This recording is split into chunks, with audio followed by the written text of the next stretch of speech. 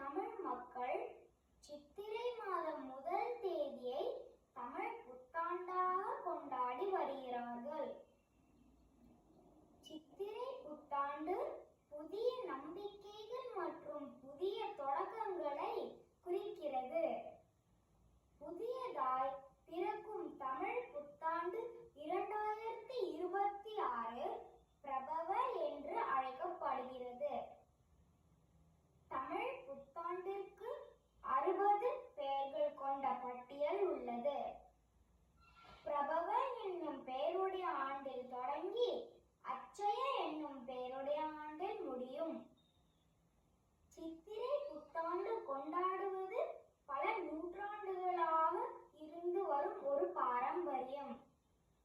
சூரியன் மேஷ ராசியில் பிரவேசிக்கும் நாளே சித்திரை முதல் நாளாக கணக்கிடப்படுகிறது.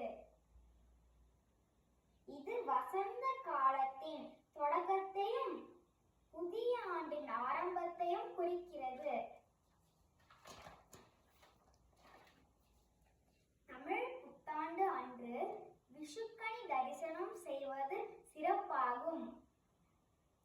இதற்காக முதல் நாள் இரவில் மா, பலா, வாழை ஆகிய முக்கணிகள், வெற்றிலை, பாக்கு, நகைகள், நெல் முதலான மங்கள பொருட்கள் வைத்த தட்டை பூஜை அறையில் வைத்து அவற்றை அதிகாலையில் காண்பதனை புனிதமாக கருதுகின்றனர்.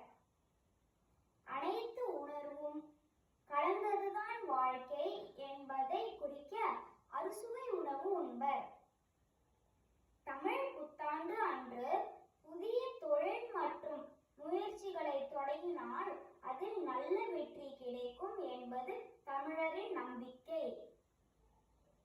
சித்திரை புத்தாண்டு அனைவருக்கும் மகிழ்ச்சியையும் வளத்தையும் தருவதாக நம்பிக்கை. சித்திரை புத்தாண்டு வெறும் பண்டிகை மட்டுமல்ல, இது